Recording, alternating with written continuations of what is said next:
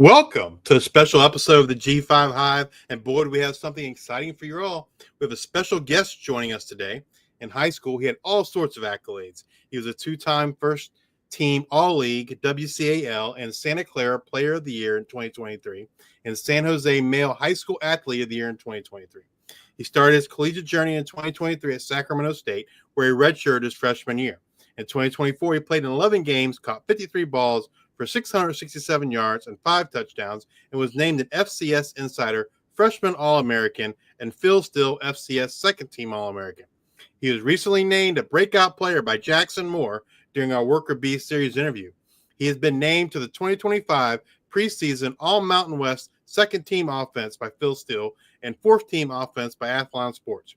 He stands at 5 feet 9 inches tall, weighs in at 174 pounds. He's rocking number 10 for the San Jose State Spartans. He is Danny Scudero. Welcome to the show, Danny. Thank you for having me. Well, we're glad to have you and glad to get our listeners to know a little bit about you before the season starts. Yes, sir. Let's start at the beginning. Who first put a football in your hands, and when did you realize you loved the game? To be honest, it was one of my coaches at Archbishop Mitty. He kind of showed me. He actually played at San Jose State, Dakari Monroe. He started training me a little bit, and then he kind of really got me to love the game of football. So I think that was my sophomore year. So he kind of influenced that journey for me. Awesome. Did you play any other sports when you were growing up? I did. I was a baseball, soccer kid, so those were the two main ones, and then I picked up football a little bit later. If you weren't playing football for San Jose State, what other sport could you see yourself playing? Definitely baseball. I played baseball all the way until my senior year of high school, so that was probably I've been playing it since I was 4, so that would probably be the main one. Do you have a nickname that you go by? I don't, not really. Just mainly just my Danny or my last name, or really whatever the guys just call me. You know, you've gone from high school to FCS football to FBS football. What was that journey like for you? It was definitely a journey where you kind of just appreciated every part where you're at. Like you learn to appreciate the high school version of football, and then you go to the FCS, and then now you're at the FBS. It's like you just learn to appreciate where you are, where your feet are, and the people you meet along the way, and because those are really your friends throughout your whole life. What would you say have been the biggest differences between those three levels? Definitely the speed of play from high school to just college football in general was a big jump for me. But then once you kind of figured that out and got a couple games under your belt, you definitely kind of realized that you could play with all these people. And then now at the FBS, it's just everybody's just a little bit faster, a little bit bigger. But at the end of the day, it's pretty much just the same game at all three levels. Having gone through that recruiting process a couple times, what things did you learn or do differently this most recent time from your first time in the process? I'd say that the people that truly want you, especially in the portal and coming out of high school recruitment, they're the people that will be reaching out to you, checking up on you like this coaching staff did. And they truly like asked me how I was doing as a person, and were just genuinely seemed interested in like how I am, not just as a football player, but as a human being. So those are the types of connections I looked for in the portal, and I landed at a good one here. So that's probably what I learned. You touched on it a little bit there, but what ultimately led you to choose San Jose State to further your athletic and academic career? The most appealing thing was, one, the coaching staff with Coach Ken and Coach Stutzman, how they run everything, and just coming to see a practice and going on my visit here. It kind of confirmed it before I committed, but I just knew I really wanted to come here. And then 2, it's home for me. So I grew up 15 minutes away. I still go home and see my parents all the time. So I'm really close to them. And it was pretty much just a no-brainer when I got the offer from San Jose State. What's one thing about San Jose State on or off the field that kind of really surprised you when you got on campus? Something that surprised me would probably just still be the people. I mean, everybody here is inclusive and they look out for each other, and but I mean that with everybody. The whole team here is very close, and that's kind of rare to have 105 people. Everybody knows everybody, everybody's friends with everybody, and we all kind of look out for each other on and off the field. If you could give your freshman high school self one piece of advice, what would it be? I would say I would tell him to play football because I didn't play. So I wish I played my sophomore and freshman seasons to get a couple more years under my belt. But I would tell him to put a helmet on, go out on the field. So that's probably what I would tell him. Well, college football has changed a lot in recent years: NIL, transfer portal, revenue sharing, etc. What's your take on those changes, for better or worse, and how have they impacted your experience? I mean, like I said before, at the end of the day, it's still the same game. And me personally, I want to go somewhere where I'm going to play, be able to be on the field, because in my opinion, that's the main thing. And all the other stuff will kind of take care of itself, where if you do good, you'll get rewarded. If you don't, you don't. But keeping the main thing, and just being in between those white lines and performing there, I feel like that still should be at the forefront of every college athlete's mind, because that's the main purpose you're playing college football for, is to produce and play the game you love. Speaking of production, Nick Nash had a pretty amazing year last year there for the Spartans. Triple Crown winner coming out of the slot. Does that add any pressure to you, or are you looking forward to catching all those passes out of the slot?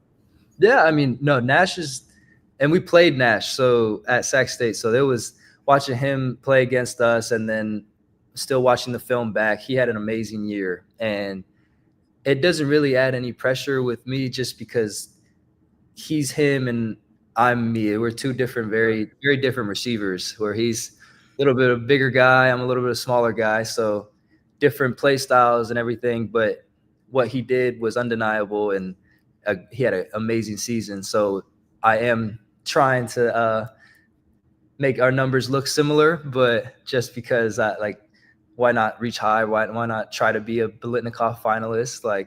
Absolutely. But yeah, so that's should have been a winner. Oh yeah, no doubt. He had an amazing season. Tell us about your excitement level playing in this spread and shred offense under Coach Ken and Coach Stutzman.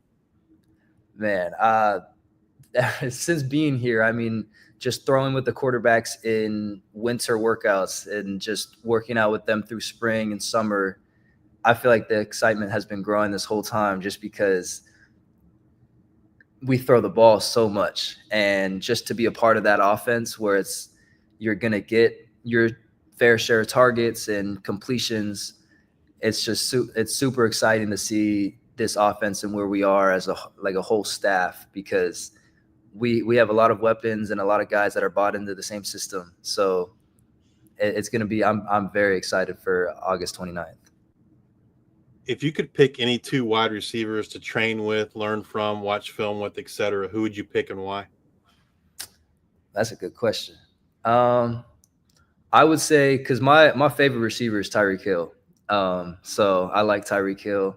I watched a lot of his tape. So I'd say him for one, and then Tank Dell for two, just because I like the way he plays. I've watched him since he was at Houston, and watched him on the Texans now. So I try to learn what I can from those guys and try to replicate it in my game. So I would definitely watch them. When you're watching film and of other wide receivers, or even watching yourself, which things are you trying to pay the most attention to? When I'm watching film, I'm mainly looking at the defensive side and seeing if I could pick up on any tendencies that they give out. But at the same time, you'll watch yourself too, to make sure you're not giving away any subtle tells when you're breaking, or when you're doing certain things, you go this way or that way. So it's kind of just like a self-evaluation. And then even when I'm watching other guys, like other receivers, I'll try to see what they do good and see what doesn't work for them, and see if I could try to replicate it. And if it works for me, it works for me. If it doesn't, it doesn't. So What do you feel is your main strength as a wide receiver? I would say speed, definitely speed. I'll be able to stretch the field, and I feel like that just opens up a lot for kind of a whole offense when you have a guy that can take or have a vertical presence. It allows other people to have to run with him, and then it opens up other opportunities in the pass game for other receivers too. What's an area of your game you've worked most on this offseason? Probably the mental side of it. I feel like this offense is a lot of you truly have to run and analyze the field as you're running. So um, I would say that with diagnosing defenses, post and pre-snap reads and all that type of stuff has definitely been a big jump for me to be able to kind of know what the defense is doing before they do it. So if I can do that, I feel like I'll have be able to do a pretty good route post snap. What are your goals for 2025, both team and personal? For the team, I think we want Mountain West championship for sure. And I feel like we definitely have the squad to do it. And but then also I think why not be in the playoffs? They put a 12-team playoff in. We saw Boise State do it last year. I watched them play, and why can't we do it? So very excited for that opportunity. And then personal goals, I did want to break 1,000 yards and kind of just see where that takes me. That's been my goal, to try to get 1,000 yards, and then see where I wanted to keep my All-American streak going, see if I could continue that one going. So that'd be pretty cool. Those are some great goals. Yes, sir. As I mentioned in the intro, 24/7 reporter Jackson Moore told us you were one of his breakout players, but we wanted to give you an opportunity to kind of spread the love a little bit. Who are some of the guys that we need to know for the Spartans going into this season? Well, I got one sitting right next to me. You're about to interview next. So Leland Smith, definitely. He's a guy that could go up and get it on the outside. And if you're not doubling him, I don't know what you really got to. And then I can pretty much name everybody in our receiver room, because there's really no wide receiver one in this offense. We have a bunch of guys that can go out and do it at any given time. Like Matt Coleman, he's a guy in the slot too that's going to eat. We got Malachi Riley on the outside from Arizona. He's going to eat. It's like I could go all the way down the list. Kyrie Scholes, I could name them all. But definitely the receiver room is going to be a shock to a lot of people in college football when they see how fast and how disciplined we are as players. If someone has not seen you play, what one game would you recommend they watch? I would say the UC Davis game last year. That was probably my best collegiate game of my career. So I would say that one last year. And it was a rival game against UC Davis, so that's pretty cool. Is there a particular routine you have on game days, a pregame meal you always have to eat, a song you always have to listen to, or? Not really, like specifically. I will on the field. I'll call my friend from high school. We would always pray together in high school. So he goes to Arizona now as a student. But I'll call him before the game, and we'll hit a quick pregame prayer. That's been our ritual throughout college football. Now that we're not playing on the same team, but we've kind of kept that prayer going. So when you're not playing football, studying the playbook, or in the weight room, what do you like to do for fun? I play a lot of video games. I'm a big Call of Duty guy. So love playing Call of Duty with some of my friends and my teammates. So that takes up a lot of my time. Have you played the new College Football 26 yet? I haven't yet. I didn't opt in yet, or I had to I'm a late ad, so I haven't gotten it yet. But once I get it, I definitely will. I'll be trying to play on my teammates. What's your favorite thing to eat? You can pick anything in the world. Like you can have one meal. This is your go-to. This is your favorite. I'm gonna go Japanese food. I'm a big chicken teriyaki guy. Some sushi, miso soup. That's kind of like my favorite food. and that's probably what I would try to go for. Do you have a favorite restaurant near campus that you like to visit? Not near campus. I have one near my home. It's Almaden Sushi, it's right across the street from my house. So me and my family will go there and then support a local business. So it's pretty good. Well, absolutely. And if they're listening, like maybe they'll hook you up with an NIL deal. Yeah. What's your favorite roll? Favorite roll, probably the green dragon roll. Little crab. It's like a crab, avocado, shrimp tempura, all that good stuff in there. So, if you could sit down and have a conversation with any three people of your choosing, dead or alive, who would you choose and why? Ooh, that's a good one. Three people, dead or living. I don't know. I'd have to. I'm a religious man, so I'd probably talk to see if I could have a conversation with Jesus, just because I'd want to have that side and just thank him and talk to him. But then my other two, I'd probably talk to my grandpa. He passed away when I was little, just because I'd want to tell him what I'm doing. See how excited he would be when I tell him what I'm doing. I'm playing Division I football. And then the last person, I don't know. I'd still probably say an NFL receiver. I'd probably go Tyreek Hill, just to pick his brain about coverages, routes, whatever. Just talk football with him. See if I could get a little bit smarter from that conversation. If you had to tell an aspiring high school player what the hardest part of playing college football is, what would it be and why? The hardest part for me, like in my opinion, is just showing up. That, in my opinion, is 75% of the battle, just because it's hard to, in the summer, you're in week 5 of summer camp and you got to show up again every day, the whole week. But once you're there, you're gonna do it. You're gonna do a good job. So I would say just showing up, doing the stuff, no matter how redundant it gets, just making sure you show up every day, give your teammates 100% of what you got, because they're relying on you just like you're relying on them. So, and to enjoy it. I mean, you're playing college football, that you're part of the 1% of the athletes. You gotta enjoy where you're at, and just enjoy where your feet are, and be appreciative of the opportunity you've gotten and make the most of it. Yeah. Be appreciative of it. All right. A couple of fun questions and we'll get you out of here. If you were to describe your playing style using a movie title, what would it be? Ooh, a movie title. What's a good movie title? I don't know.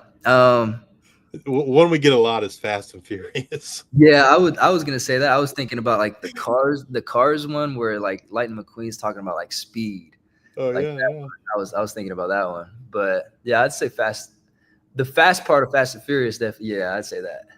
You got for me and Leland, we'll go Fast and Furious, because he'll be the furious, I'll be the fast part. All right. Would you rather make ESPN top plays by mossing a cornerback or breaking his ankles on a nasty route? I would say mossing him, just because I don't know if I've really done that much in my career, just because I'm not really your go up and get it type of guy. That's why we have Leland Smith. So I'll say that one, just because I would rather see that than not break. I mean, breaking the ankles is cool, but I'd want to go up and get it and just see myself on that than breaking somebody's ankles. You're down 5, 4th and goal from the 7. What route are you running? Ooh, I fade, inside fade. Yeah, it's got to be that one. You're going for it all. All Most right. definitely. You had to pick any letter in the alphabet to fight against all the other letters. Which letter are you going to pick and why? D, just because it's my first letter of my name. That no other. I mean, I feel like we'll hold a good chance. All right. Coach Ken comes in and says, "No need for pads today, boys. Grab your running shoes. We're doing laps." What position group does your mind immediately go to that caused it? That caused it? I don't know. That's I would say just somebody on the defense. Somebody on the defense. And no animosity towards them at all, just because I don't know. We just mess around with each other. Yeah. So I would just probably blame them, even if they didn't do anything. It could be our fault. I'd still probably try to blame them. All right. Before we let you go, can you let our listeners know how they can, support Danny and how they can support the San Jose State Spartans this season? Yeah. August 29th, first game. Then September 6th at Texas. Tune into some of those. I mean, we're going to be lighting up scoreboards and doing it the right way here at San Jose State, and just come watch, come appreciate good football. And yeah, that's pretty much it. Watch us have a good season, and all glory to God and all that type of stuff. So thank you for having me on this podcast too. Well, thank you, Danny, for taking some time out of your day to spend with us. We greatly appreciate it, allowing us and our listeners to get to know you better.